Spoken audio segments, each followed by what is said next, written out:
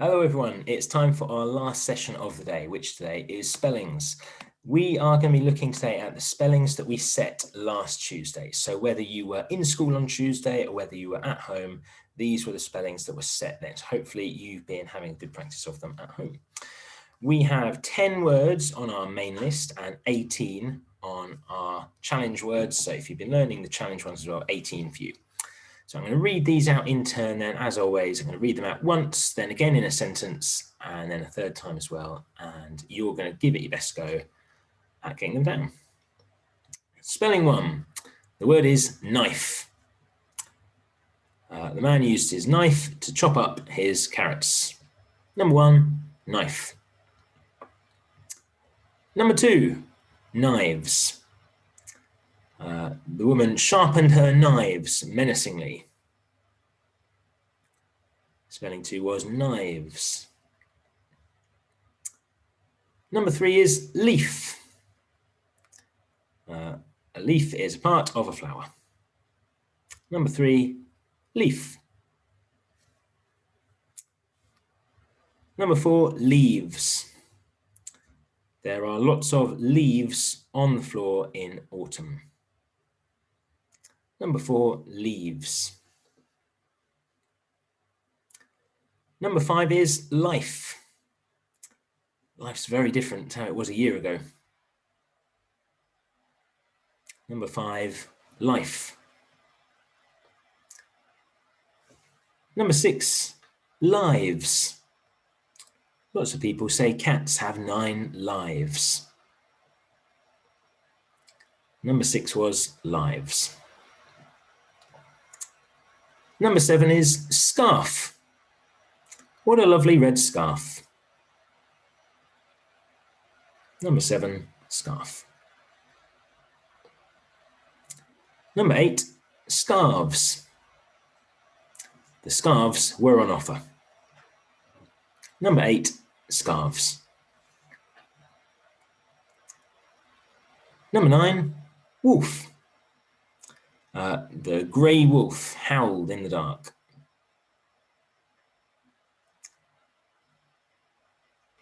And number 10, wolves. The wolves were incredibly noisy yesterday.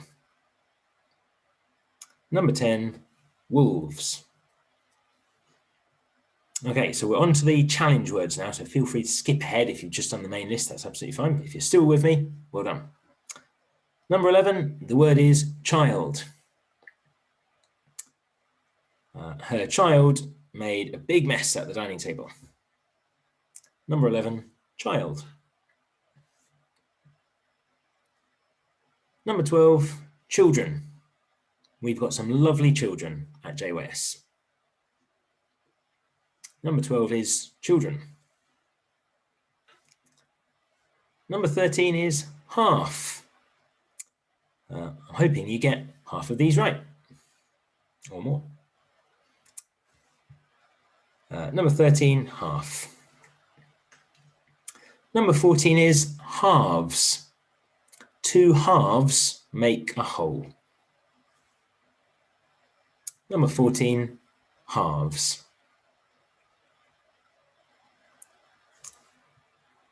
Number 15 is teeth. When you've got a problem with your teeth, you go and see the dentist. Number 15 is teeth. Number 16 is tooth. I've got a wobbly tooth, complained the baby. Number 16, tooth.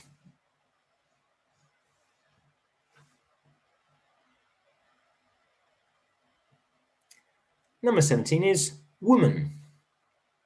Thank you very much, said the woman. Number 17 is woman. And finally, number 18 is women. The 3 women went on a shopping trip. Number 18 is women. Okay, hopefully you've been keeping up with me there and you've got your spellings. Here are the answers for you to check at home.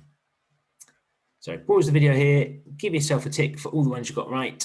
If there's any you didn't get right, or some that you're finding a bit tricky, maybe have a bit more of a practice of those. That might be a good one to hone in on and focus on. Maybe you've noticed some particular patterns you got wrong. Maybe you got all the F and FE ones right, but all the VES ones wrong, for example. That would be a useful sort of thing to notice and to focus on, and you can keep practicing those ones.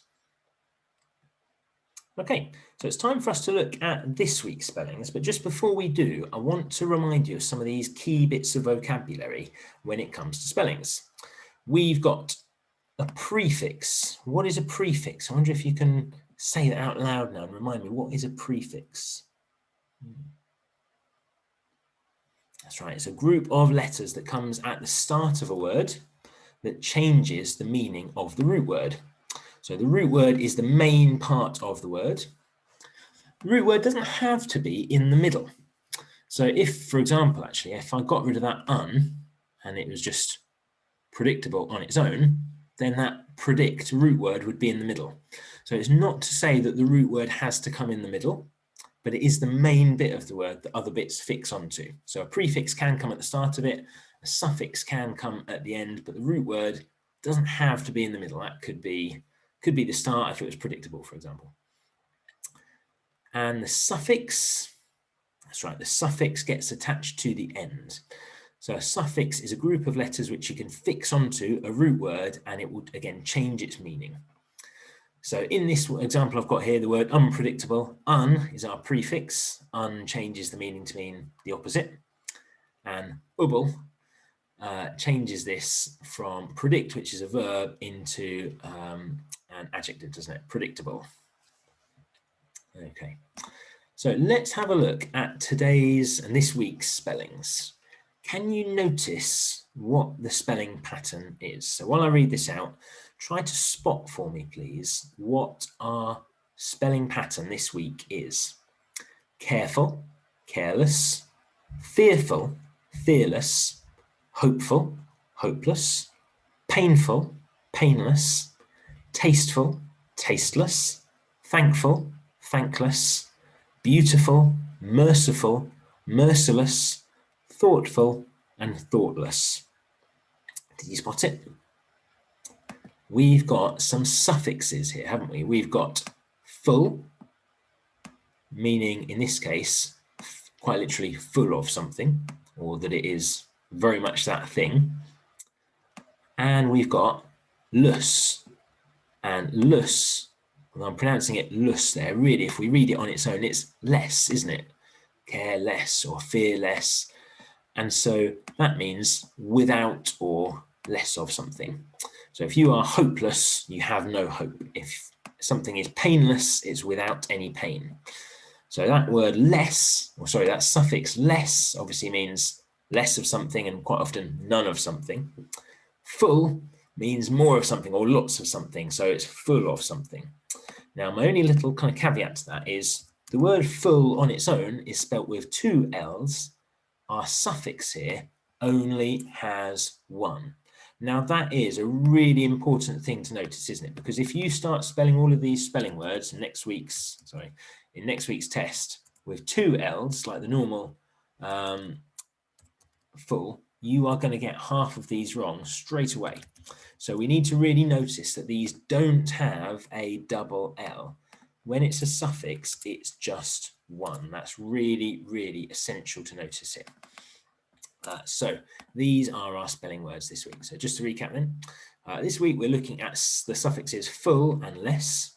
The suffix is a group of letters which can add on to a root word to change its meaning. In most cases, these suffixes are simply added on without changing the root word at all, like when hope becomes hopeful and hopeless. If we just go back here, we can notice that care, that's the root word on its own, fear, hope, pain, taste, thank, all of these words in the main list there, we actually just add on the suffix. So these are quite a nice sort of easy set today.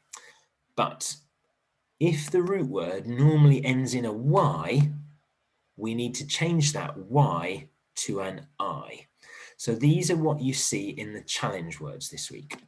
Beautiful, merciful, and merciless. Normally, these root words, beauty and mercy, are spelt with a Y. But if we're adding on a suffix, we need to change it to an I. And you can see there, beautiful, merciful, and merciless are spelt with an I. So here are your spelling words for this week. And here are some ways that you could practice. So same every week, I put on a couple of new ones here, some new ways of practicing your spellings. You could use one of these 4 suggested ways, or actually you could do it however you want. However you like to practice your spellings is fine. I'm not going to tell you how to practice your spellings. I'm just going to give you some different suggestions. So here are some ways you could do it. You could write a story. You could write a short story using all of your spelling words. So you could just write a little paragraph where actually you've got to be quite creative and use all of these different words. You can underline the spelling words in each one. We recently did an acrostic poem, didn't we? I think we did one in class all together in school just before Christmas. And I think we did one in PSHE fairly recently on a video, didn't we? Yeah, so we know all about acrostic poems. You could make an acrostic poem for your spelling words. You could write them in alphabetical order or reverse alphabetical order. And you can write them 3 times. So maybe one in one color, one in a different pen, and a 3rd time in a different pen. You can just sort of practice writing that 3 times. Try a few different methods out. Maybe you enjoy some more than others. This is always a good opportunity to practice your spellings. Now, in school, often one of the things we'll do when we come in the morning is I'll have the spellings up and ask people to practice them. Sometimes, if you've got a little bit of spare time before break, for example, we might practice our spellings. So in school, we actually return to our spellings quite a lot throughout the week. And our aim really is then to just sort of do as many, sort of practice as many times as we can, just kind of hit these spellings little and often. And I'd encourage you to do the same thing. So as well as spending a little bit of time now doing them, why not return to them next time you're a bit bored? Maybe next time you've got a spare 5 minutes. If one of the lessons this week doesn't take you very long, come back and have a quick practice of your spellings. That'd be a great way to spend your time. Okay, thanks everyone. I really appreciate you joining us for today's lesson, and I'm already looking forward to seeing you back here tomorrow. Well done everyone. Thanks. Bye.